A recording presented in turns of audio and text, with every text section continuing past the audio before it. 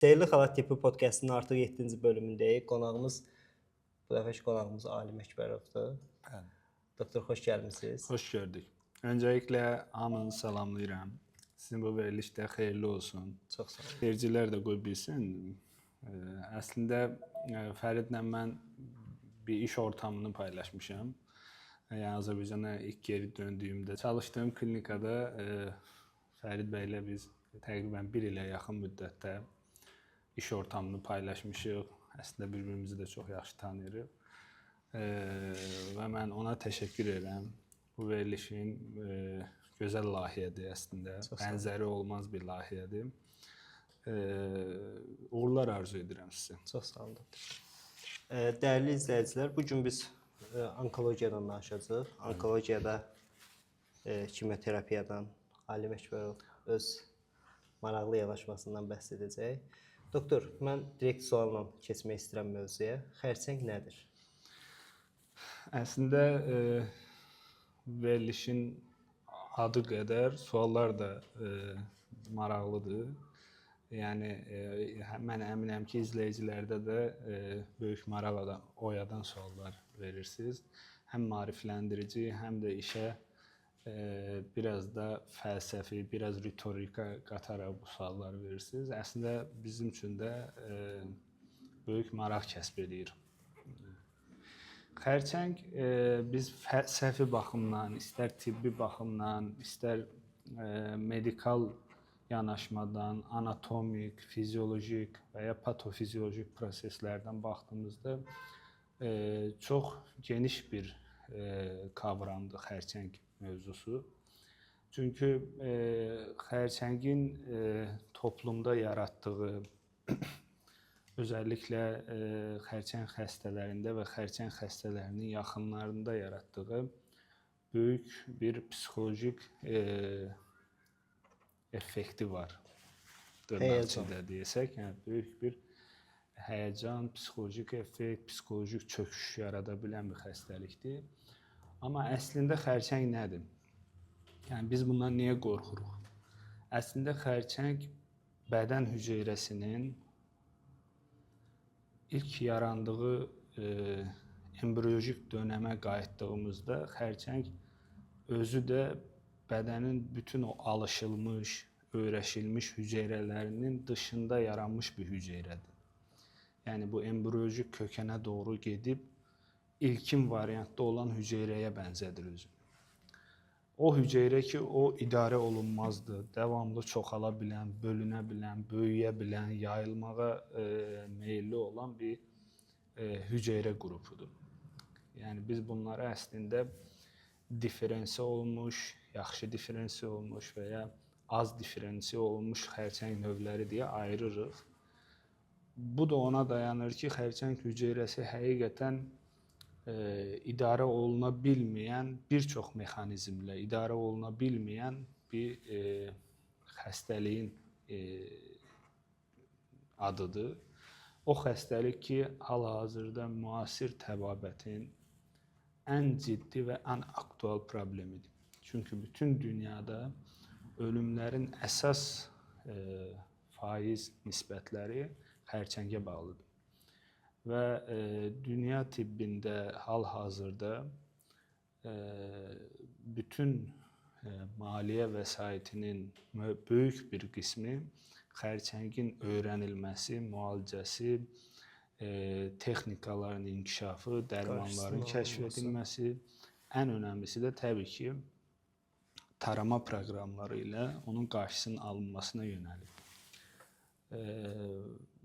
Və bütün bunları nəzərə aldığımızda həqiqətən xərçəng hüceyrəsinin, ilk hüceyrənin yaranması orqanizmin bəlkə də ən böyük şanssızlığıdır. Çünki orqanizmdə bilirsiniz, bir immun sistem var ki, insan orqanizmini istər xaricdən, yəni dışdan gələn patojenlərə qarşı qoruyur, istərsə də İnsan orqanizmində bir sürü özü-özünə də xərçəng hüceyrəsi yaradır. Yəni çünki hüceyrələr ölümə doğru getdiyində bəzi yanlış mexanizmlər devrəyə girə bilir bəzi genetik amillər, mutasyon amilləri və xərçəng hüceyrəsi yaranmağa başlayır. Amma bədənin immun sistemi bəzi hüceyrə qrupu var ki, biz bunlara natural killerlər deyirik.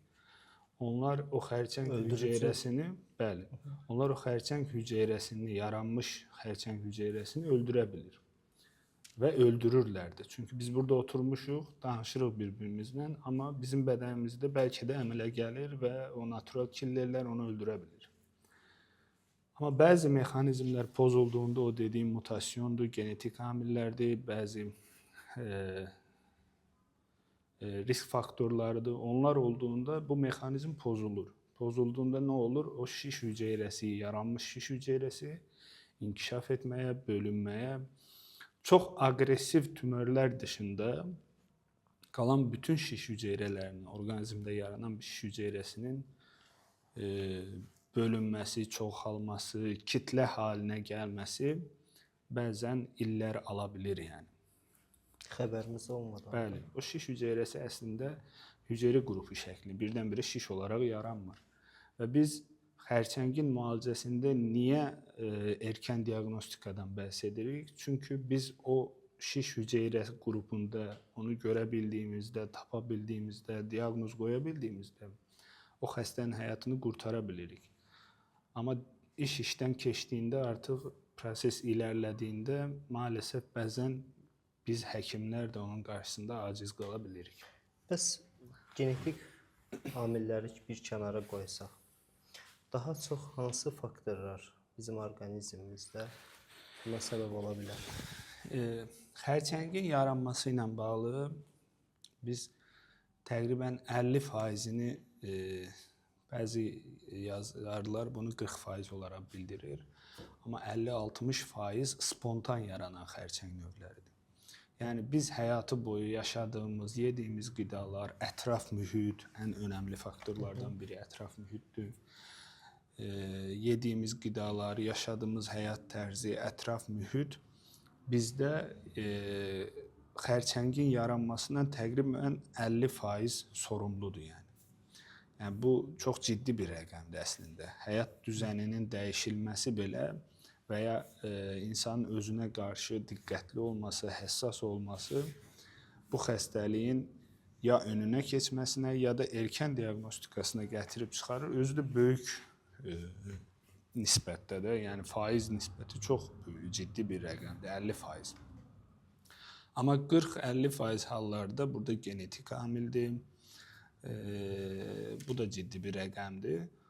Təbii ki, genetik amil dışında bizim dediyimiz bu ətraf mühit təsiridir, radiasiyadır, şüalanmadır, ultrabənövşəyi şüalarındır,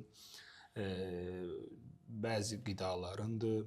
Bilirsiniz ki, qida çox önəmli bir faktordur xərçəngdə. Özəlliklə gastrointestinal sistemin, yəni mədə, bağırsaq, qaraciyər, pankreas, öd yolları, bu xərçənglərin yaranmasında qidanın böyük bir faktor olduğunu bilirik, risk faktoru olduğunu bilirik. Və siz bütün bu gastrointestinal sistemin xərçənglərini açıb oxusaz, dünya ədəbiyyatında, medikal ədəbiyyatda görərsiniz ki, orada ən böyük risk faktorları qida sıralamasını görərsiniz. Yəni ilklərdə qida gəlir. Bəli, ilklərdə genetika deyil, yəni orada qida faktorlarıdır, yaşadığı həyat tərzidir, alkoqoldur, məsələn, bir çox böyük risk faktorudur. Hətta yeni bir araşdırma var. Burada da qidadan söhbət düşmüşkən onu demək istəyirəm. Məsələn, yaxın dönəmə qədər bilinirdi ki, spirtli içkilərdən şərab, yəni qırmızı şərab, bizim toplum çaxır olaraq onu bilir. Qırmızı şərabın ürək-qan damar sisteminə çox ciddi xeyirli olduğunu bilirdik. Sonra az miqdarda içildiyində vücud üçün faydalarından sayırdıq. Amma indi bəlli olub ki, bu Amerikada Kanser Cəmiyyətinin söylədiyi, bildirdiyi bir rapordur. Orada deyir ki, artıq bir qədəh şərabın belə içilməsi, mütəmadi içilməsi qadınlarda süd vəzi xərçəngi üçün belə risk faktorudur. Yəni bu əslində ciddi bir məlumatdır. Həyatı boyunca bir qədər şərab içsə, adam süd vəzi xərçəngi. Mütəmadi olaraq içərsən. İndi bir dəfə içibsə demirik, amma Amma mütəmadi olaraq içməyə davam edərsə, o belə xərçəng üçün risk faktoru hesab olunur. Yəni bu şeylər, faktorlar, istər qida faktoru olsun, istər ətraf mühitin orqanizmə təsiri olsun, bunlar xərçəng xəstəliyinin yaranmasında önünə keçə bildiyimiz risk faktorlarıdır. Yəni bizim dəyişə biləcəyimiz, biz insanların özümüzün, əzizlərimizi, doğmalarımızı qoruya biləcəyimiz risk faktorlarıdır. Yəni bu səndən və məndən asılıdır. Aslı olmayan genetik amildir, bəzi genetik keçişlərdir, ailədə bəzi genetik mutasyonların olması nəsildən nəslə o xəstəliyin keçməsinə səbəb olur.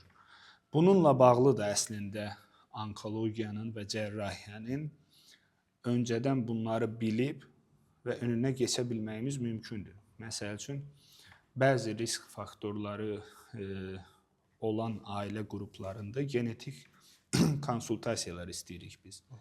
Və oradan bilirik ki, artıq bu qadında süd vəzi və uşaqlıq və ya yumurtalıq xərçənginin ailəvi keçişli olduğunu görürük.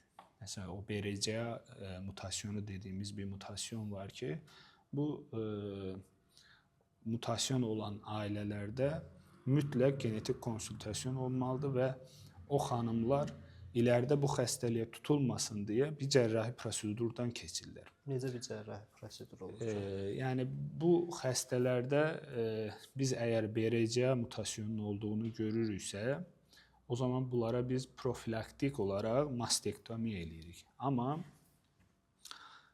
bu xanımlar adətən gənc yaşda olurlar. Təbii ki, orqanın itirilməsini istəməzlər və ya yumurtalıqların götürülməsini istəməzlər. Bunun estetik görünüşünü nəzərə alaraq süd vəzinə yönəlik elə bir cərrahi prosedur icra olunur ki, həm süd vəzini bir greft ilə, yəni estetik görünüşünü bərpa eləyirik eyni zamanda və ya yumurtalığı da götürmək gərəkirsə, o zaman o yumurta hüceyrələrdən örnək alırıq, onları bankada qoruyuruq, bu Azərbaycanda da mümkündür və bu insanlar iləride yenə də övlad sahibi ola bilirlər. Amma yumurtalığın təbii ki, əməliyyatla götürürük profilaktik olaraq, çünki bunlar iləride böyük bir xəstəliyə yaxalanıb və həyatını itirir. Doğum olmasa da süni bir şəkildə mayalanma ilə. Bəli, o mayalanma ilə əsas olan o genetik rezervuar ki var, yumurta hüceyrələr, onları oradan götürüb yumurtalı bankasında qoruya bilirik. Və ya bağırsaq xərçəngi üçün risk faktorlarından biri olan FAP dediyimiz familial adenomatosis polyposis coli sendromu var. Bu xəstəlikdə də spontan otozomal dominant keçişlidir və ailənin bir üzvündə varsa, digər üzvlərində də mütləq var uşaq yaşından etibarən və bu %100 kanser olacaq deməkdir. Yəni %1% belə ehtimalı yoxdur bunun. 100% bu xəstə bağırsaq xərçəngi olacaq iləri. Biz bunlara genetik konsultasiyalarını eləyib bu xəstələri təyin etdikdən sonra artıq bunlar xərçəng xəstəliyinə yaxalanmadan biz bağırsağı, yəni qalın bağırsağı götürürük əməliyyatla və xəstə həyatına tam normal şəkildə, sağlam şəkildə davam edə bilir. Çünki qalın bağırsağın olmaması insanın həyatının xərçəngə yaxalanmaqdan daha yaxşıdır. Həm xərçəngə yaxalanmır, həm də artıq yoğun bağırsağı yoxdur deyə bunun həyat keyfiyyəti çox da pozulmur. Yəni normal həyatına davam edə bilir və ən əsası da ömrünü uzun bir şəkildə yaşaya bilir. Yəni belə bunları anlatmaqda məqsədim odur ki, yəni toplumumuz genetik var deyə biz mütləq xəstələnib öləcəyik deməməsinlər. Düçar olmasınlar. Yəni bunun da bir çarəsi var, amma yetər ki, toplum bilincli olsun, bunun fərqində olsun və həkim nəzarətində mütləq bu işləri qaydaya salmaq lazımdır. Doktor, siz ümumi cərrahsınız. Təbii ki, doktor, siz ümumi cərrahsınız, amma deyək ki, siz dediniz ki, bəzən insanlar müntəzəm müayinələrdən keçməklə riskləri müəyyən qədər öncədən bilə bilərlər. Bəli. Bu şəxslər hansı sahə həkiminə yaxınlaşmalıdır və hansı müayinələrdən keçməlidir? Öncəlikli olaraq onu bildirim ki, əgər genetik amil yoxdursa bir ailədə, yəni bir ailədə bir kanser xəstəliyi yaxalanmayıbsa, o ailə üzvlərinin, yəni gənc yaş qrupundan yoxlanılmasına ehtiyac yoxdur. Simptom yoxdursa, yəni profilaktik yoxlamadan söhbət gedir. Yox, əgər bir 25 yaşda adam artıq bir həftədir böyük bayıra getdiyində nəcisində qan varsa, bu yoxlanılmalıdır yəni. Heç bir simptomu yoxdur, amma psixolojik olaraq özümü xəstə hesab gedim yoxlayım, onu da eləyim, bunu da eləyim, ona ehtiyac yoxdur. Amma şunu bilməlidir xəstələrimiz ki, daha doğrusu toplumumuz bilməlidir. İndi biz hər kəsi də xəstə olaraq qəbul eləyə bilmərik. Əgər risk faktoru yoxdursa,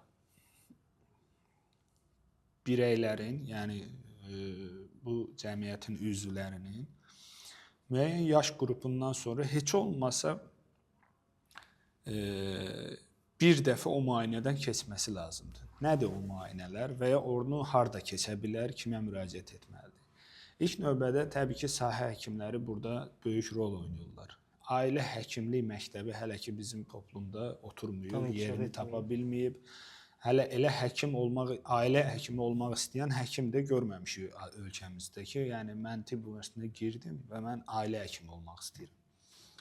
Amma təbii ki, dünyada bunun böyük örnəkləri var. Böyük dövlətlərin, böyük ölkələrin səhiyyə islahatlarının gedən ölkələrdə bu məktəblər artıq formalaşıb. Yəni adi Türkiyəni götürək. Bəli, Türkiyədə yəni ailə həkimliyi kifayət qədər ciddi bir məktəbdir və böyük resursları var. Yəni onu da istifadə edirlər və çox yaxşı da nəticələr alırlar toplumla işləyərək. Amma hələ ki bizim ölkədə yoxdur. Bizim ölkədə xəstə də və ya pasiyent də həmişə böyük həkim peşindədir. Yəni məni ailə həkimi müayinə eləsin deyə heç vaxt evdən çıxmır. Yəni mən gedəcəm mütləq bir professora müayinə olunacağam və ya çox məşhur bir həkimin yanına getmək istəyir. Bir də bu dövrdə bilirsiniz də ölkə səhiyyəsində necə bir dövrdən keçirik. Televiziyada, sosial mediada bloger həkimlərin olduğu bir dövrdir. Əslində toplum bir də burada cəmiyyətimiz biraz səhiyyə ilə zidləşə bilir. Çünki professional səhiyyə xidməti ala bilmir. Gördüyü televiziyada, sosial mediada gördüyü həkimə yönəlir və o həkimdən də hamısı işinin mütəxəssisləri deyirlər. Təəssüflər olsun ki. Yəni bunu deməkdə məqsədim o deyil. Yəni biz həkimlərdən kimisə bəyənmirik və ya kiməsə rişxənd eləyirik. O məqsədlə deyil. Tamamilə toplumumuzu bilinçləndirmək məqsədlə deyirəm və mən inanıram ki, bu ölkəmizdə səhiyyənin bu qədər hızlı ilərlədiyi bir dövrdə bu danışdığımız və bizim canımızı sıxan məsələlər, yəni tibblə bağlı olan məsələlər qısa bir dövrdə geridə qalacaq. Yəni biraz mövzudan kənara çıxdıq, amma bunu da çatdırmaq istədim mən. Təbii ki, ailə həkiminin burada ciddi rolu var, amma bir qadın mütləq 40 yaşında bir mamoqrafiya olunmalıdır. Bütün protokollar, kılavuzlar, bütün guideline-lar bunu belə bildirir. Əgər bir kişi 45 yaşına və ya bir qadın 45 yaşına çatıbsa, mütləq bir kolonoskopiya müayinəsindən keçməlidir. Bu əvvəl 50 yaşıdır, artıq bunu 45 yaşa indirdilər.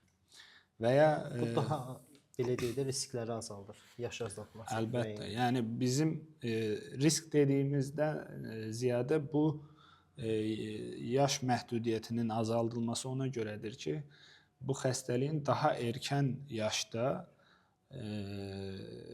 rast gəlmə tezliyi artdığı üçün artıq o yaş qrupunu belə aşağı salıblar ki, artıq xərçəngin yaşı 20 il əvvəlki yaş deyil, artıq xərçəng çox gəncləşib. Elə onu da soruşacaq idim doktor. O bayaq sadaladınız ki, müəyyən faiz var. İndi xərçəngə yoluxma faizi.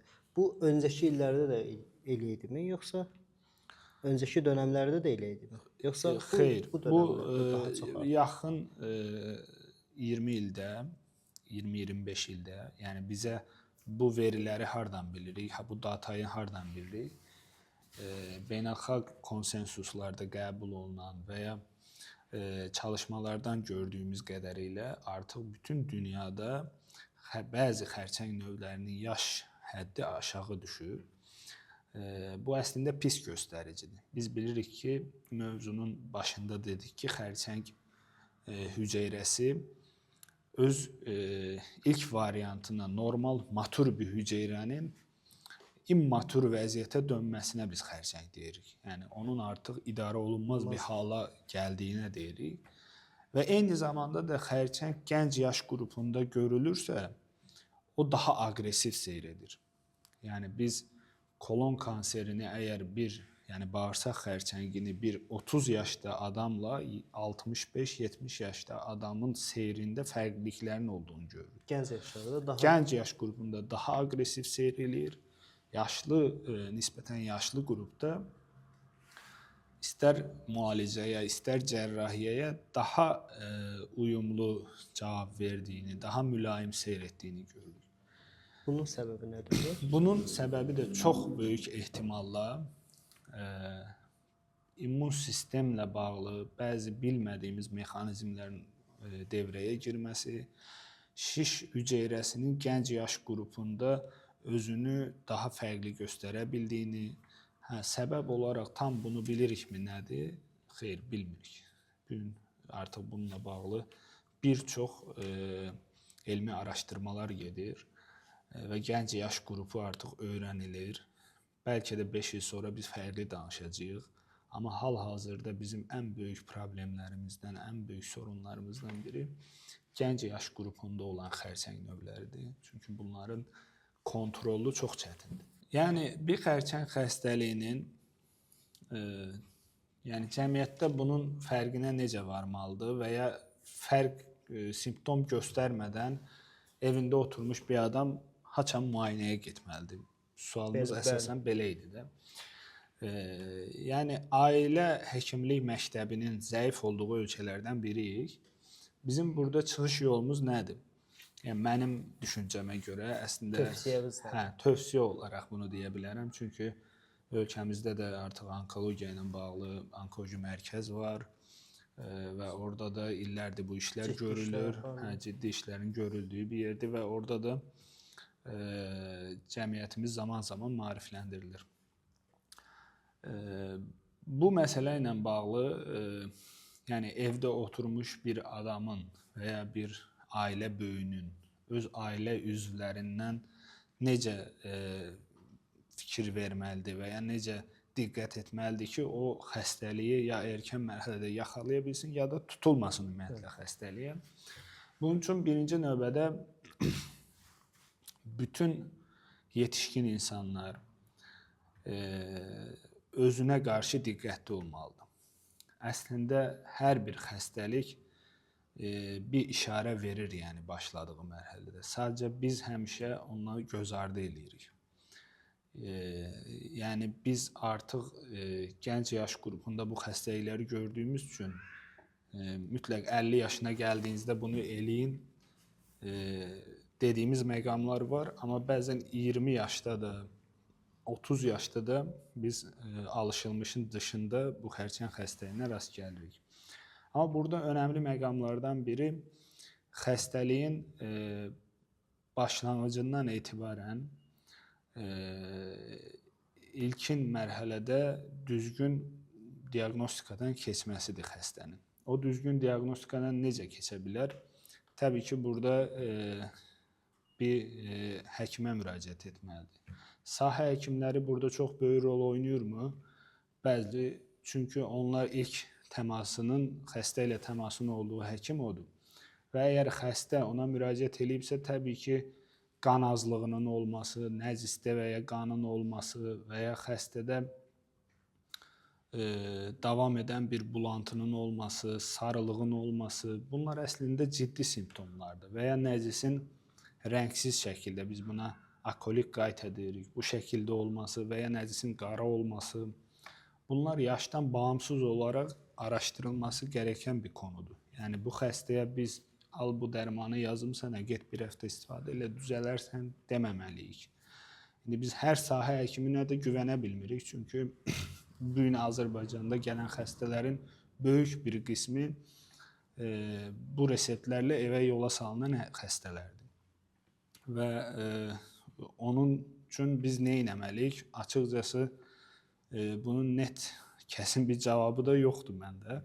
Amma ürək istəyər ki, könül istəyər ki, bizim cəmiyyətimizin də, toplumumuz da ölkəmizdə hal-hazırda olan səhiyyə sistemindən faydalana bilsin. Çünki bilirsiniz, artıq sığorta səhiyyəsi var, kifayət qədər işini bilən həkimlərimiz var, peşəkar mütəxəssislər var, formalaşmış klinikalar var, istər dövlət, istər özəl sistemdə. Və bunun üçün xəstələrimiz özünə qarşı diqqətli olmağı ilə sadəcə bu işdən yaxa qurtara bilərlər. Yoxsa hələ ki bizdə tarama proqramları çox ciddi şəkildə olunmur və ya xəstələr buna qarşı laqeyd yanaşır, pasiyentlər laqeyd yanaşır. Ən önəmli məsələlərdən biri xəstənin və ya pasiyentin özünə qarşı diqqətli olması, öz vücudunda gedən proseslərdən xəbərdar olması, prosesləri izləməsidir. Məsələn, bir şeyi də söyləyim, nüansı. O nüans ondan ibarətdir ki, bağırsaq xərçəngində ilk simptom əslində bəzən qanama olmaya bilir. Yəni nədir? Məsəl üçün bir adam hər gün böyük tualetə getdiyində, yəni nəcisini eləyir də böyük tualetə gedir. Normalda hər gün gedir, əgər qəbizliyi yoxdursa. Yəni o qəbizliyi olanın da bir düzəni var da, o da 2 gündə bir gedir, 3 gündə bir gedir. Normal adamlar 90% normaldır da, bunlar hər gün gedirlər.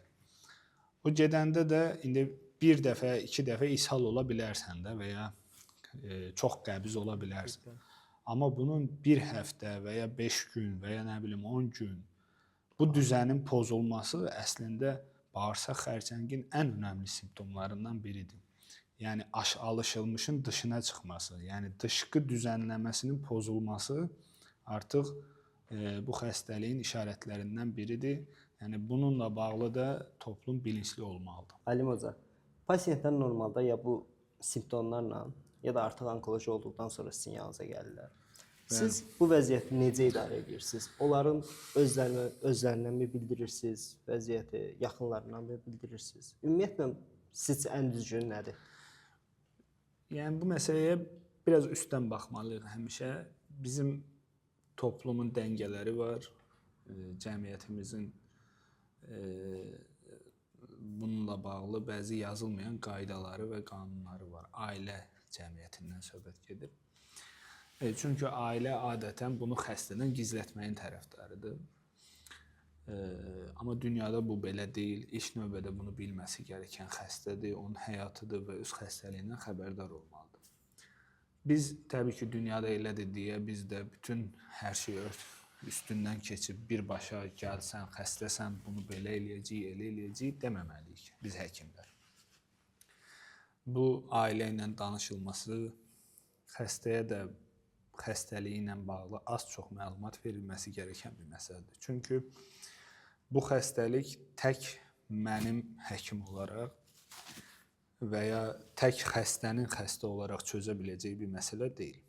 Bu kifayət qədər faktorların olduğu, psixolojik olaraq, tibbi olaraq, yəni medikal olaraq, ailənin dəstəyi ilə bütün bunların nəzərə alınması gərəkdiyi bir mövzudur. Çünki xərçəng xəstəliyinin fəsadları o qədər ağırdır ki və ailədə o qədər qorxulu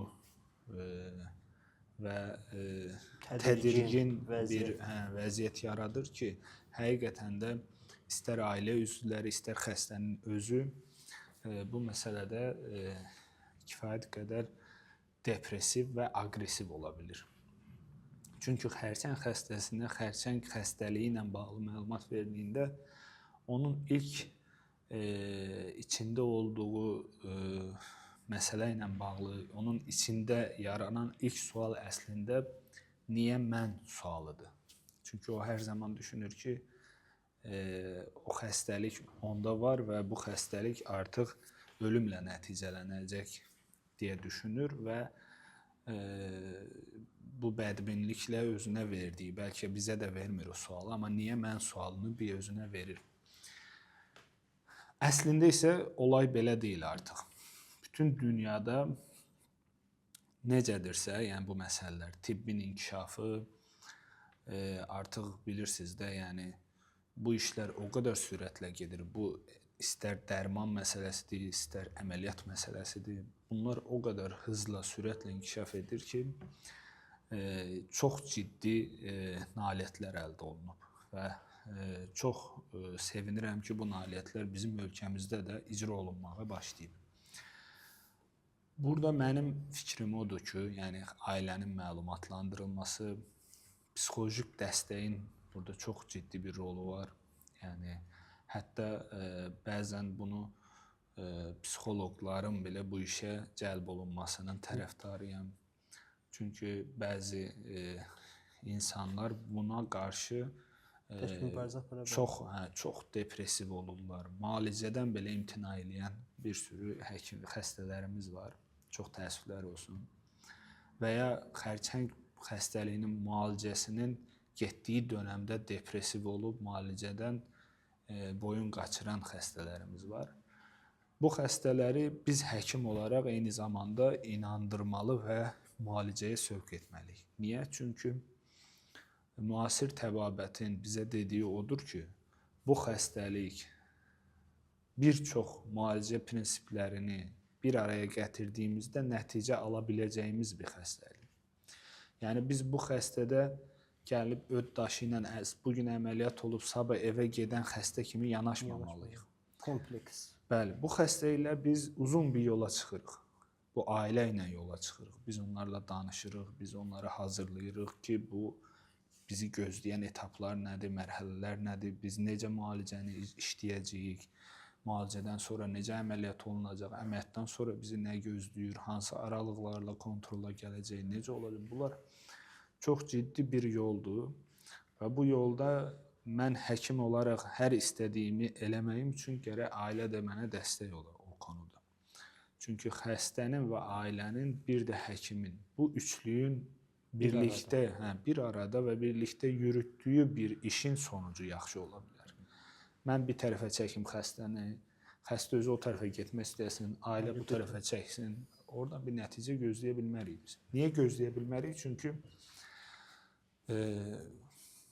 biz üçümüz eyni nöqtəyə vurmuruq. O nöqtəyə vurmalıyıq ki, orada xərçəngi yox etmək üçün bizim bütün oxlar o xərçəngə yönəlik olmalıdır. Bunun dışında da xərçəng multidisiplinər onkoloji konseyində danışılması gərəkən bir xəstəlikdir. Bir həkimin qərar verəcəyi bir məsələ deyil. Yəni burada həkim, Azərbaycanda həkim anlayışı həm də odur ki, həkim bir qəhrəman model kimi təqdim olunur və mən sağaltdım sözünü istifadə eləyir, amma əslində bu belə deyil. Və bu cümlənin istifadə olunduğu həkimlik anlayışında da sonu hüsranla bitir və ya nəticəsiz qalır. Çünki multidisiplinər onkoloji konseyləri onun üçündür ki, həm onkoloqun, həm radioloqun, həm patoloqun, həm gastroenteroloqun, həm cərrahın birlikdə qərar verdiyi bir xəstə üçün ən düzgünü nədir sualının cavablandırıldığı bir konseydir. Yəni o həkimlər ora boşuna toplanmırlar. Bu xəstəyə nələr olunub, bundan sonra nələr oluna bilər, müasir və güncəl təbabətin Bununla bağlı mövqeyi nədir? Biz onları icra edə bilirikmi? Bu sualların tartışıldığı, bəzən həkimlər arasında belə gərginliklərin yaşandığı, elmin, bilimin danışdığı bir konseydir. Yəni bir masadır. Və mən eyni zamanda da ona sevinirəm ki, bu konseylər artıq ölkəmizdə istər dövlət xəstəxanalarında, istər özəl xəstəxanalarda olunmağı bir neçə ildir olunurdu. Artıq daha geniş şəkildə bu konseylər, multidisipliner onkoloji konseyləri icra olunur. Bizim təhsil aldığımız dönəmdə də, mən öz adıma deyim, mən təhsil aldığım universitetdə də, istər baza təhsilim dönəmində, istərsə də mütəxəssis ixtisaslıq eğitimi aldığım dönəmdə biz bilirdik ki, dünyada bu işlər artıq belə gedir. Amma ixtisas eğitimimi aldığım dönəmdə mən bu işin eyni zamanda da iştirakçısı oldum. Və gördüm ki, həqiqətən də bütün dünyada artıq onkoloji xəstələri mən sağaltdım deyilən mövzudan çıxıb, biz sağaltdıq deyilən bir mövzuya dönüşüb. Yəni, əslində xəstələrə bir neçə həkimin qəhrəmanlığı ilə sağala bilər bu xəstə. Yəni, burada ayrı-ayrılıqda həkim-ailə münasibətindən başqa, bir də burada həkimlərin öz arasında olan bir ailə ortamı. Bəli, bir bilimsel ortamda xəstənin tartışılıb, ən düzgün qərarın verildiyi bir ortamdan çıxan nəticə ilə ailə və həkim yola çıxmalıdır. Onun nəticəsi təbii ki, üz güldürən nəticələrimiz çoxdur və mən inanıram ki, ilərdə daha çox olacaq. Çünki təbabət günü-gündən inkişaf edir, günü-gündən üstünə bir şeylər əlavə olunur, əklənir, artır. Bilim çünki dəyişən bir şeydir, elm dəyişən bir şeydir və mən demirəm, bütün xərçəng xəstələrini biz sağalda bilirik. Bütün xərçəng xəstələri zaten hamısı eyni mərhələdə gəlmir həkimə. Erkən dönəmdə gələnlər var, çox az bir qismidir. Əsasən çox gecikmiş mərhələdə gəlirlər və onun da nəticələri kifayət qədər ağır olur. Amma bu konseylərdən biz o xəstələr üçün ən düzgün qərarları çıxara bilirik. Ən düzgün qərarın nə olduğunu deyə bilirik. Hocam, bugün onkoloji cərrahiyyə üçün ölkə xaricinə getməyə dəyərmi? Yoxsa ölkəmizdə zaten bunların böyük bir qismi əməliyyat olurmu? Mən bu mövzu ilə bağlı öz fikrimi deyəcəm. Əslində, bilirsiniz də, mən ümumi cərraham. Cəmiyyətimiz də, artıq izləyicilərimiz də görəcəklər. Yəni, mənim beyin cərrahisi ilə bağlı fikir bildirməyim yanlış olar. Və ya mənim ixtisasımdan olmayan hər hansı bir onkoloji xəstə ilə bağlı fikir bildirməyim yanlış olar. Amma bugün ümumi cərrahiyyənin xitab etdiyi xəstəliklər ki var, onkoloji xəstəliklər. Bu başlayır tiroid vəzinin, gastrointestinal sistemin, qaraciyər və öd yollarının, eyni zamanda da süd vəzi xərçəngindən. Bu xərçənglərin, yəni bu orqanların xəstəliklərinin, xərçəng xəstəliklərinin cərrahi müalicəsi üçün, yəni cərrahi əməliyyatlar üçün yurt dışına getməyə kəsinliklə ehtiyac yoxdur. Bizim ölkəmizdə çox keyfiyyətli və çox işinin peşəkarı olan kifayət qədər həkim var. Yəni, onkoloji prosesləri izləyə bilən, onlardan nəticə çıxara bilən, onların istər müalicəsini, istər cərrahi əməliyyatını həyata keçirə bilən peşəkar mütəxəssislərin toplandığı kifayət qədər yaxşı klinikalar və həkimlər var. Ona görə mənim fikrim, yurt dışına getməyə ehtiyac yoxdur. Ümumi cərrahiyyə xəstəliklərindən bəhs edirəm. Və bu işlərin bizim ölkəmizdə istər klassik yöntəmlərlə, yəni açıq cərrahi üsullarla, istər yeni əməliyyat texnikaları olan endoskopik və laparoskopik üsullarla, yəni qapalı əməliyyat texnikaları ilə icra olunur bizim ölkəmizdə və çox yaxşı mütəxəssislərimiz var bununla bağlı. və bunun iləride indi robotik cərrahiyyə növü var ki, bu iləride çox böyük ehtimalla bütün dünyada artıq bu icra olunmağa başlayıb. Yəqin ki, bizdə də bu icra olunacaq. Hələ ki, robotik cərrahi proseduraları ölkəmizdə icra olunmur, çünki o texnika bizdə yoxdur. Amma robotik cərrahi texnikaların, daha doğrusu robotik cərrahiyyənin də müəyyən zaman müddət sonra ölkəmizdə icra olunmağı gözlənilir. Bəli. Bəs Alim Hoca, onkoloji xəstələrdə bilirik ki, kimyoterapiya prosesi də var. Bu ağrılı prosesdirmi? Bunun əks təsirləri, ziyanlı və ya müsbət tərəfləri nədir? Ümumiyyətlə, onkolojik müalicə, bilirsiniz də, onkologiyada iki onkoloji məsələ var. Bir medikal onkoloq var. Yəni bu kimyoterapiyanı bizim toplumda, cəmiyyətdə ximiya olunaraq bilinir. Əslində o kimyoterapiyadır. O kimyoterapiya müalicəsini verən həkim var. Biz buna medikal onkoloq deyirik. Bir də əməliyyatını eləyən həkim var. Biz buna onkoloji cərrah deyirik. Kimyoterapiya kifayət qədər böyük yol qət eləyib artıq dünyada xərçəng xəstəliyi müalicəsində. Əvvəlki kimi deyil, artıq yan təsirlər, dərmanların yan təsirləri çox aşağıdır. Ağrılı bir prosedürdürmü? Texniki olaraq ağrılı bir prosedur deyil. Ximiya dərmanının bədənə verilməsi üçün xüsusi bir aparat qoyulur dəri altına. O aparat 14 və ya 21 gündə bir o aparat vasitəsilə bədənə kimyoterapiya dərmanı verilir. Amma kimyoterapiya dərmanlarının bəzi yan təsirləri var.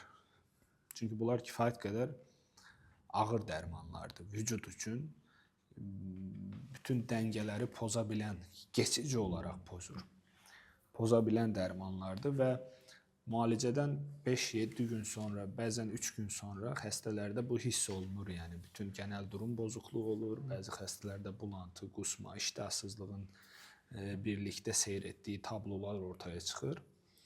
Təbii ki, onlar da geçici 2-3 gün davam edir, bəzi dərmanlar istifadə edirik və düzəlir.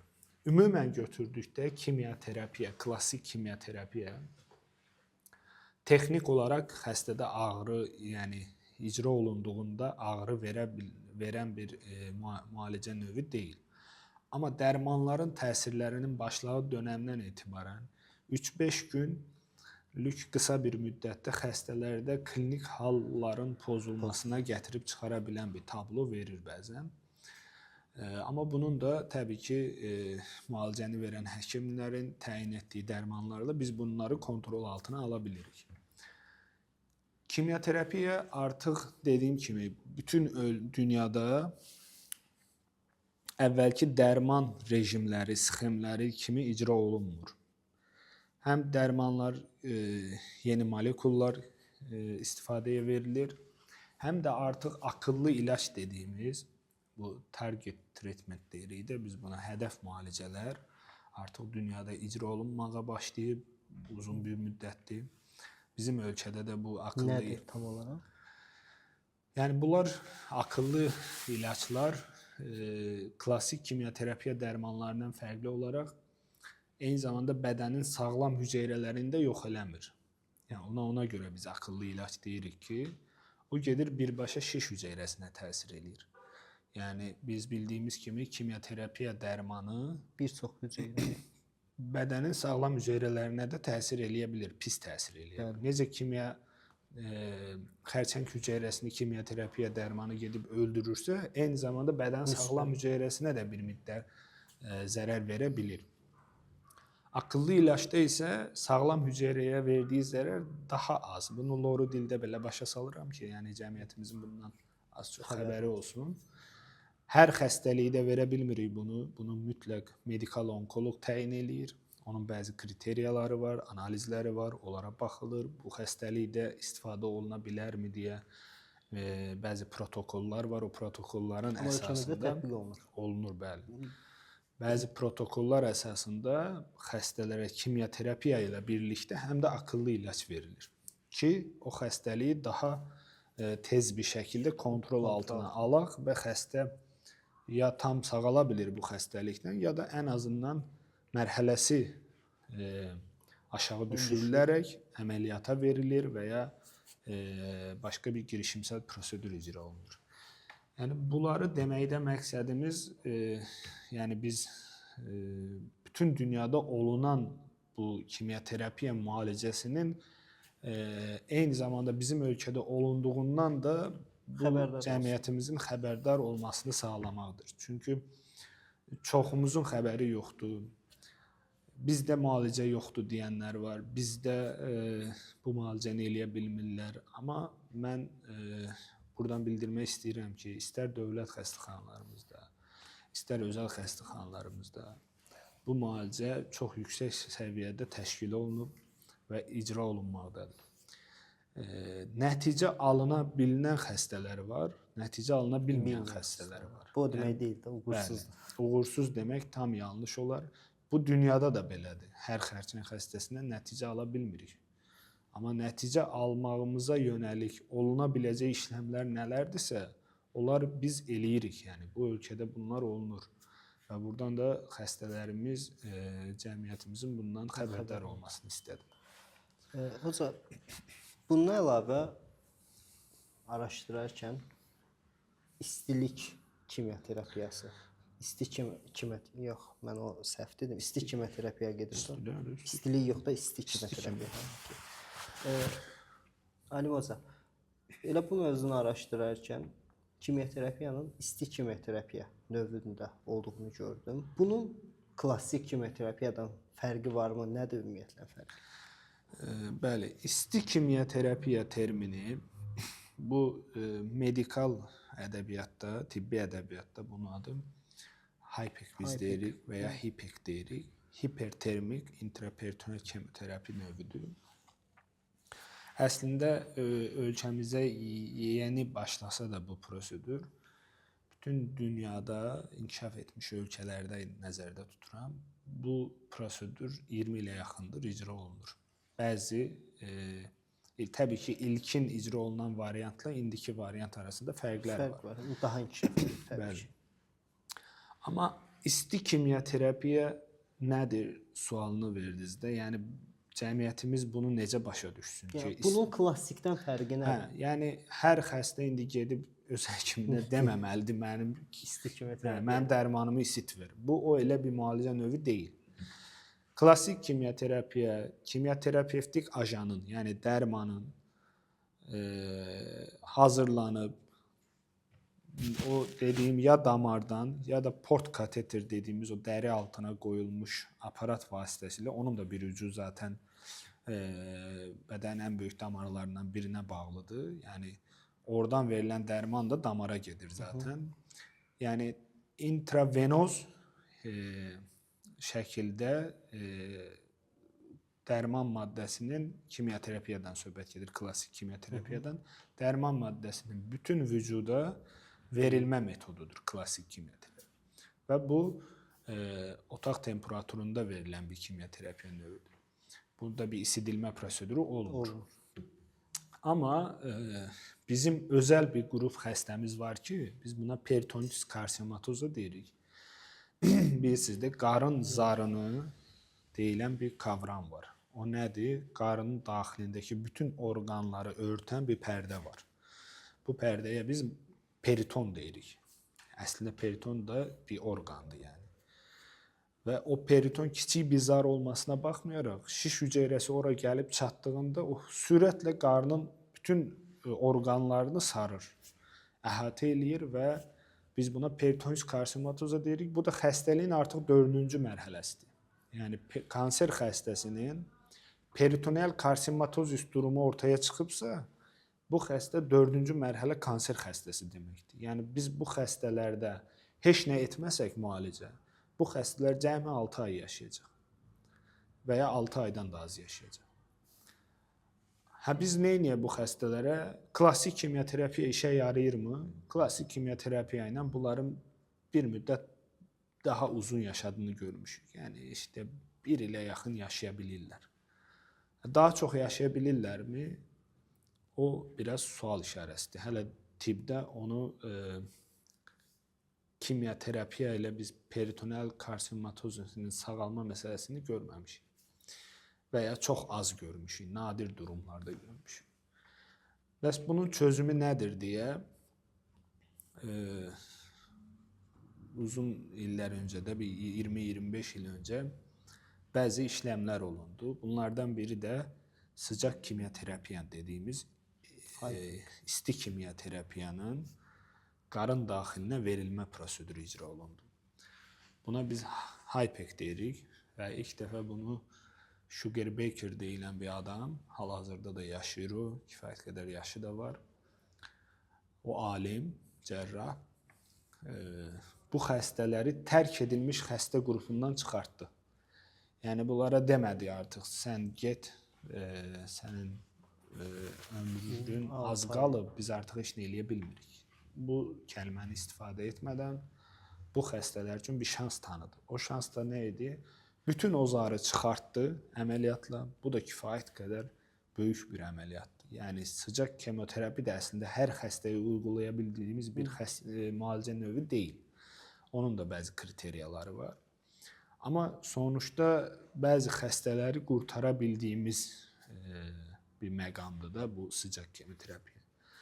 Bütün bu periton zarı ki, o xəstəlik bulaşıb artıq ora, metastaz peritona yayılıb artıq.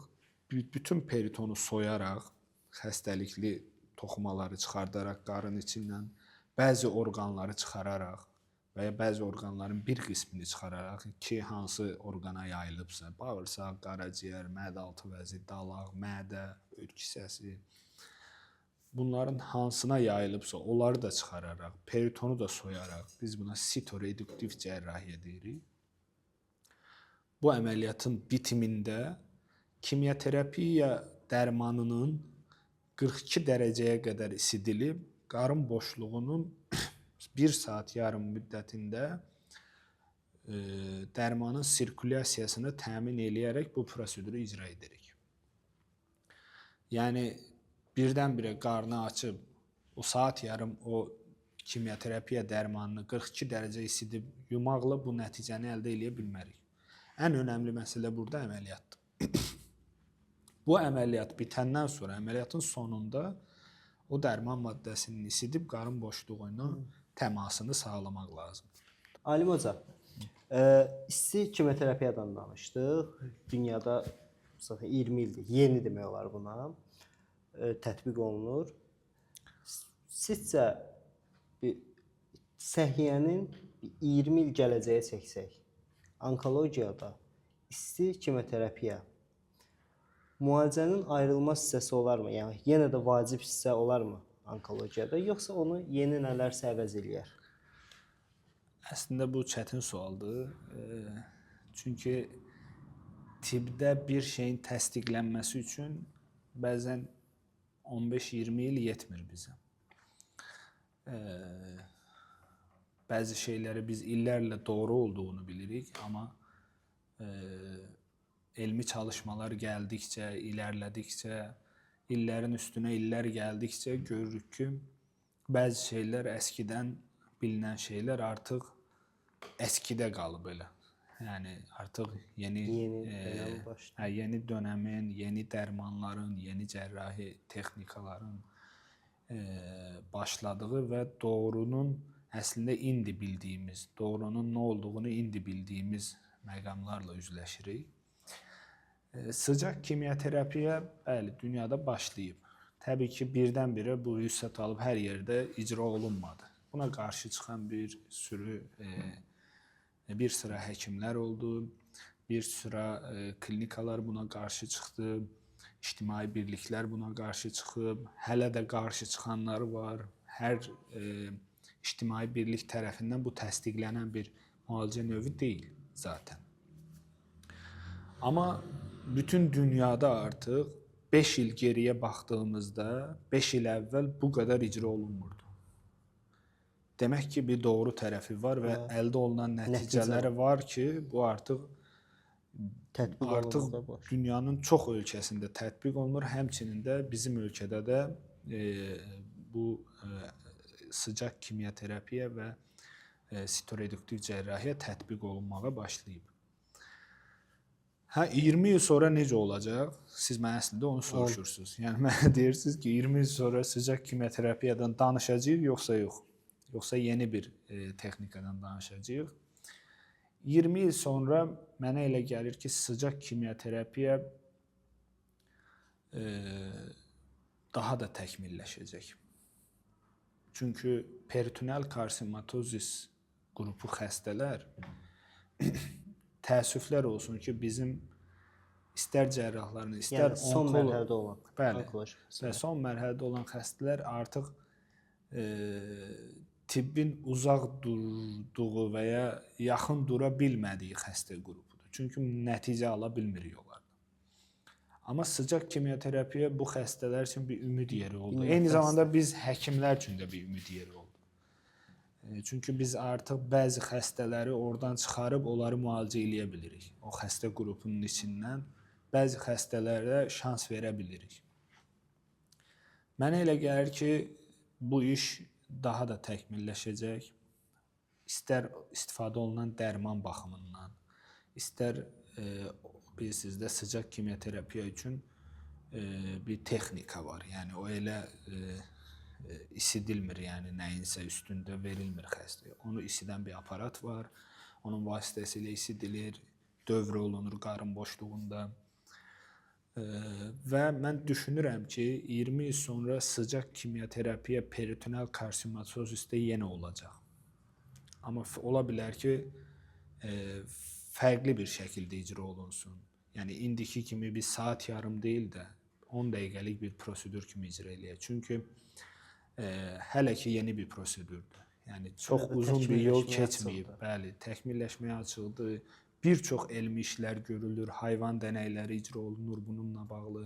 Yeni çalışmalar gəlir, yeni elmi məqalələr gəlir, yeni elmi işlər davam edir. Yəni bunların nəticələrini gözləmək lazımdır. Amma bütün bunların olması 4-cü mərhələ bir xərçəng xəstəsi üçün də bugün tibbin uğraşdığını görürük biz. Yəni onları bir kənarda qoymuruq.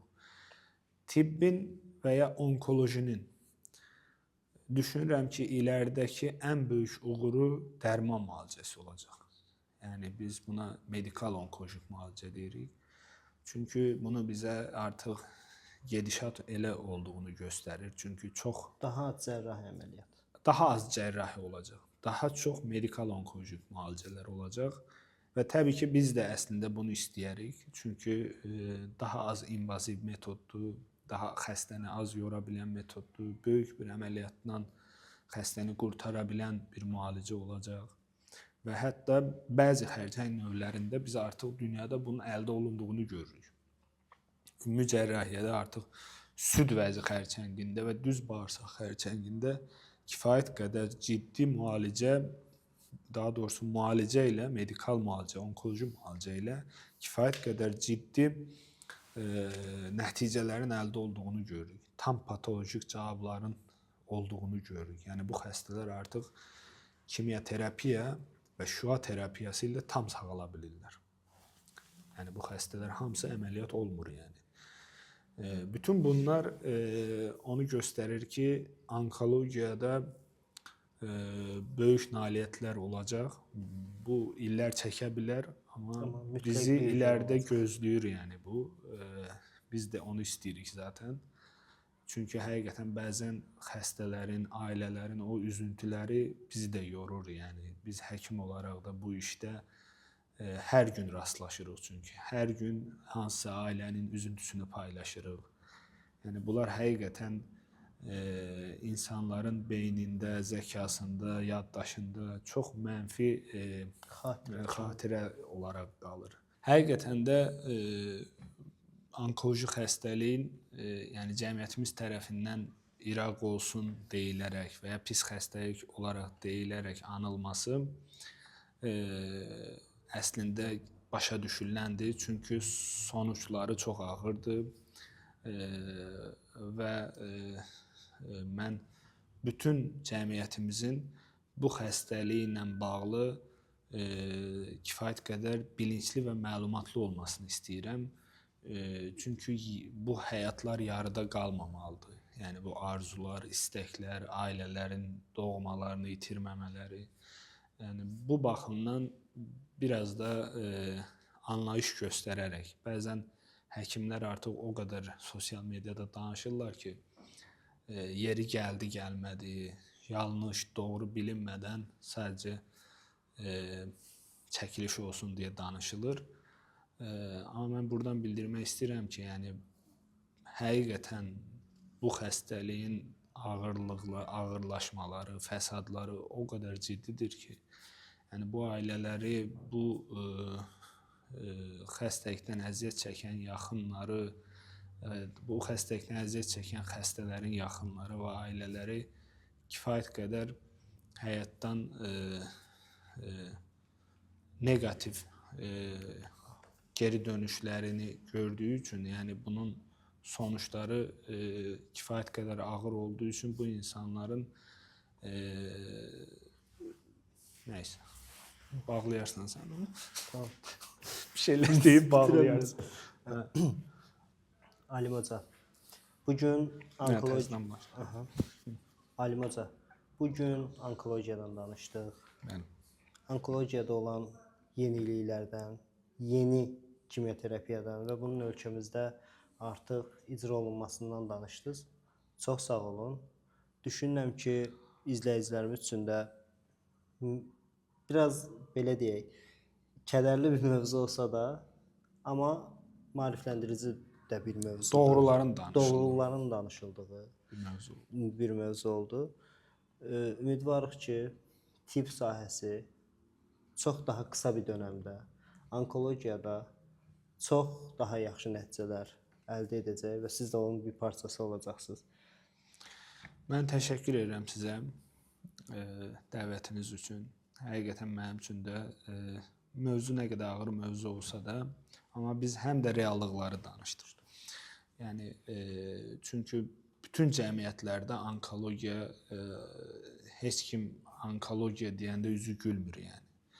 Onkoloji xəstəlik ağır bir xəstəlikdir, insanları yıpratan, uğraşdıran, uzun bir sürəci və ağır bir sürəci keçməyə vadar edən bir xəstəlikdir. Bugün onkologiyadan danışsaq da, biz burada həqiqətləri, doğruları və reallıqları danışmağa qayrət etdik. Və deyə bildiyimiz, bilgimizin yetdiyi qədər məlumatları toplumumuza, cəmiyyətimizə çatdırmaq istədik. Əslində biz yeni bir şey kəşf etmədik. Artıq bunlar dünyada olunan prosedurlardır. Daha doğrusu özünü sübut edən səhiyyə sistemlərindən danışdıq. Müalicə növlərindən danışdıq. Əməliyyat texnikasından, isti kimioterapiyadan danışdıq. Və bunların da eyni zamanda bizim ölkədə icra olunduğundan danışdıq. Və mən əminəm ki, bu çəkilişdən, bu danışıqdan bizim izləyicilərimiz özünə lazım olan bütün məlumatları və ya onlara maraqlı olan bütün məlumatları ala bildilər. Bir daha sizə təşəkkür edirəm, minnətdarlığımı bildirirəm. Çox sağ olun. Gələcək işlərinizdə başarılar və uğurlar arzu edirəm. Təşəkkürlər. Dəyərli izləyicilər, bizi dinlədiyiniz üçün təşəkkür edirik. Sağ olun, sağlıqla qalın.